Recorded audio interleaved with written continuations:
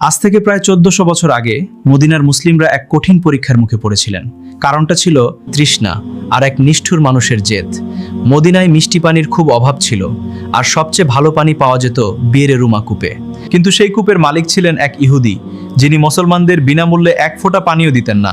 এই কষ্ট দেখে রাসূলুল্লাহ সাল্লাল্লাহু আলাইহি সাল্লাম বললেন, কে এই কূপটি কিনে মুসলমানদের জন্য উন্মুক্ত করে দেবে, আল্লাহ তাকে জান্নাতে উত্তম প্রতিদান দেবেন। এই কথা শুনে হযরত উসমান গনি রাদিয়াল্লাহু আনহু এগিয়ে এলেন। তিনি ইহুদির কাছে গিয়ে বললেন, এই কূপটি আমাকে বিক্রি করবেন? ইহুদি বলল, না, এটা আমার ব্যবসা। উসমান গনি রাদিয়াল্লাহু আনহু শান্তভাবে বললেন, তাহলে অর্ধেকটা দিন, একদিন আপনি আর একদিন আমি। ইহুদি একটু ভেবে বলল, ঠিক আছে, কিন্তু আমার লাভ যেন কমে না। এভাবেই চুক্তি হয়ে গেল। নিজের দিনে উসমান রাদিয়াল্লাহু আনহু ঘোষণা দিলেন, আজ সবাই বিনা দামে পানি নিন। মানুষ শুধু সেদিনের জন্য নয়, পরের দিনের জন্য পানি তুলে রাখত। ফলে ইহুদির দিনে আর কেউ পানি নিতে আসতো না। কয়েকদিন পর ইহুদি নিজেই এসে বলল, উসমান, পুরো কূপটাই নিয়ে নিন।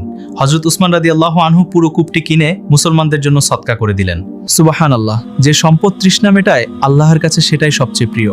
আর অবাক করা বিষয় হলো, এই রুমা কূপ আজও মদিনায় টিকে আছে এবং আজও সেখান থেকে পানি উত্তোলন করা হয়। আল্লাহর পথে এই দান আজও বহমান। আপনিও কি সাদকায়ে জারিয়ার এই গল্পটি অন্যদের জানাতে চান? তাহলে ভিডিওটি শেয়ার করুন।